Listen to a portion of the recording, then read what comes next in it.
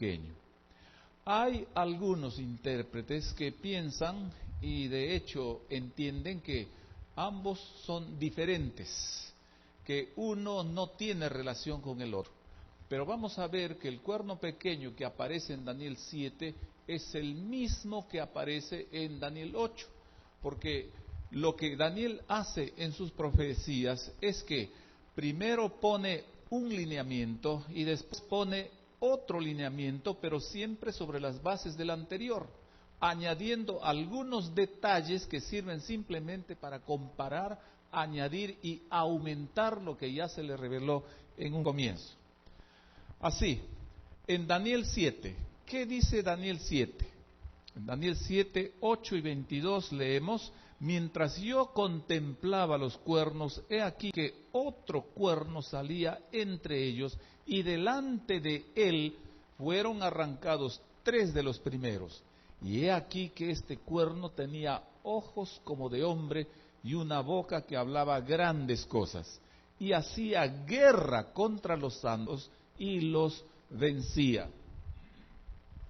¿Qué visión esta?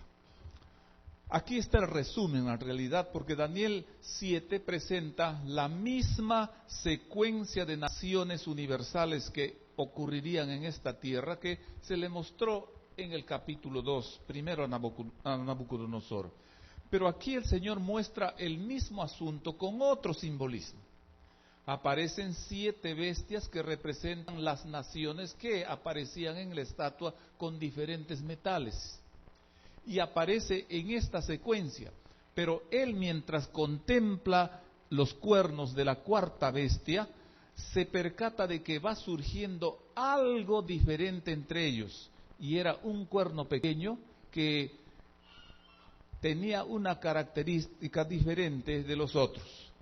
Dice: mientras yo contemplaba los cuernos, he aquí otro cuerno pequeño salía de entre ellos, y delante de él fueron arrancados 3. Pues bien, el profeta dice que mientras contemplaba esa bestia terrible, fiera, destructiva, vio que los cuernos tenían como vida, pero de repente 3 caen y surge uno pequeño, pequeño en su comienzo. Muy bien, y he aquí este cuerno, dice, tenía ojos como de hombre y una boca que hablaba blasfemias. Aquí hay una cosa notable. Los ojos de cualquier otro animal difieren grandemente de los ojos humanos. Y los ojos humanos manifiestan o son signos de inteligencia, no son la vista de una bestia. Y hablaba, pero hablaba cosas específicas contra el Señor, porque habla blasfemias, dice. Hacía guerra además contra los santos y los vencía. A los santos del Altísimo quebrantará. Daniel vio en un comienzo y dice: hacía guerra a los santos y los vencía. Y el intérprete le dice qué es lo que significaba eso: a los santos del Altísimo quebrantará. Pues bien, esta bestia se sabe históricamente que era Roma, y llevó a los primeros cristianos al martirio, los persiguió tratando de exterminarlos, pero no pudo. Daniel 8 ahora. En Daniel 8 leemos en los versículos 9 al 11: y de uno de ellos, de los 4 vientos del cielo, salió un cuerno pequeño que creció mucho al sur y al oriente y hacia la tierra gloriosa, y se engrandeció contra el príncipe de los ejércitos, y por él fue quitado el continuo, y el lugar de su santuario fue echado por tierra, y echó por tierra la verdad, e hizo cuanto quiso y prosperó. Aquí en Daniel 8 el Señor muestra a Daniel otra visión, también con otros símbolos, con bestias también, pero hay otro enfoque, y ese enfoque se centra ahora en las cosas que ese cuerno pequeño hace, principalmente contra Dios y su milicia. La visión nos dice que Después de un carnero vino un macho cabrío que tenía un cuerno notable, y ese cuerno notable se le quebró, y luego surgieron 4, y después apareció otro cuerno de uno de los 4 vientos del cielo, pequeño, pero que después creció en gran manera y destruyó a los anteriores. Pues bien, los 2 cuernos pequeños en Daniel 7 y 8 son el mismo poder. ¿Por qué podemos aseverar esto? Sencillamente, en primer lugar, porque ambos son descritos por el mismo símbolo, el cuerno. Y eso lo podemos leer en Daniel 7, 8, 20 y Daniel 8, 9 y 23. Es decir, en estos 2 capítulos, en forma paralela, se habla de este cuerno pequeño, mostrando que es el mismo poder. En segundo lugar, ambos surgen después de la hegemonía del Imperio Romano. Tal como en Daniel 2 se habla de lo que surge después del dominio del Imperio Romano, también aquí se enfatiza en qué tiempo surge este cuerno pequeño. Pues bien, eso podemos leer en Daniel 7, 8 y 9, Daniel 7, 8, 20 y luego 8, 9 y 23 para hacer ese paralelismo. En tercer lugar, ambos poderes son perseguidores. Y eso lo podemos constatar claramente en Daniel 7, 21 y 25 y Daniel 8, 10 y 24. En cuarto lugar, ambos se exaltan a sí mismos y son blasfemos. Sabemos que un blasfemo solamente habla blasfemias. Y blasfemia es pretender ser Dios sin serlo, o hablar explícitamente contra Dios y sus cosas. Y el cuerno pequeño de Daniel 7 y Daniel 8 hablan la misma cosa, usan el mismo lenguaje blasfemo. En Daniel 7, 8, 20, 25 encontramos eso, y luego en Daniel 8, 13 al 14. En quinto lugar, ambos tienen actividades y aspectos bosquejados dentro de un mismo tiempo profético, a saber, 1260 años. Y eso se puede constatar en Daniel 7, 25 y en Daniel 8, 13 y 14. En sexto lugar, ambos se extienden hasta el tiempo del fin. Una cosa notable es que Daniel explícitamente menciona que después de Roma surgiría este poder, que por un tiempo menguaría, pero que sus actividades volverían a tomar auge y luego se extenderían hasta el tiempo del fin. Y en Daniel 7, 25 al 26 y en 8, 17 al 19 encontramos cómo Daniel bosqueja este tiempo. En séptimo lugar, los 2 serán destruidos de manera sobrenatural. Tanto en Daniel 7 como en Daniel 8 se pone de manera explícita que el fin de este poder del cuerno pequeño no sería hecho por ningún hombre. No habrá actividad humana que lo quite de en medio.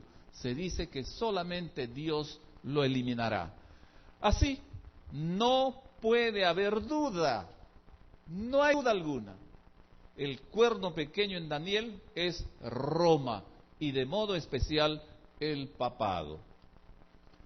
De manera especial también podemos ver en Daniel 7 y 8 que atacan al Mesías y a su ministerio. ¿De qué manera? Atacan primero al sacerdote. ¿Por qué?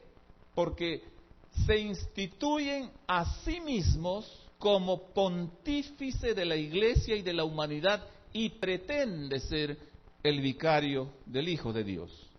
En segundo lugar, atentan contra su sacerdocio, instaurando un sacerdocio espurio para competir con el sacerdocio de Cristo. En tercer lugar, atacan a su sacrificio, inventando un sacrificio por demás blasfemo.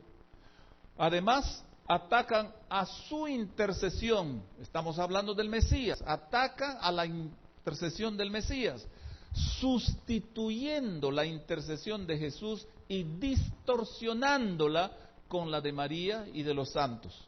Y luego atacan también a su santuario y a su lugar, reemplazándolo con el Vaticano. A su verdad es atacada tremendamente, porque en vez de la verdad se establece la tradición en vez de la Biblia. Daniel señala en forma clara la realidad del juicio de Dios y su tiempo, es decir, el tiempo del inicio tras la actuación de ellos. Y aquí hay algo que nosotros tenemos que ver con mucha atención y asombro.